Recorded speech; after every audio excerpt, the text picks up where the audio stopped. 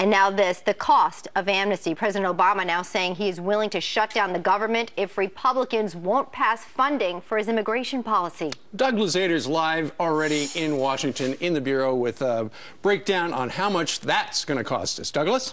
Good morning. Well, yeah, we're talking about the cost of legalizing these folks. Now, we know that illegal immigration brings with it huge costs of its own, from enforcement to health care to actual tax evasion. And that's a point that the White House likes to jump on, as well as immigration activists, arguing that if you legalize these folks, all of a sudden they will be working above the table, and that will help with U.S. tax receipts.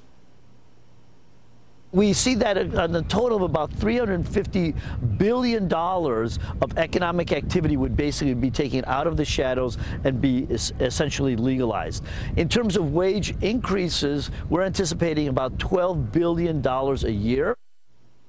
So will it be a net gain for the economy? Well, the folks at the Migration Policy Institute kind of crunched some of the stats here as far as who these individuals are. About half of them have less than a high school diploma. 31% live below the poverty line. About half do not speak English well or at all. And 35% are either unemployed or not part of the labor force. The illegal immigrant population overall has on average about a 10th grade education, and earnings-wise are probably going to be well below average, and that's why most likely, just as anybody who with an average 10th grade education will probably not be a high earner and will end up paying less in taxes than they receive in government services and benefits. And one of the issues here has to do with what's called the Earned Income Tax Credit. That's for relatively low-income individuals.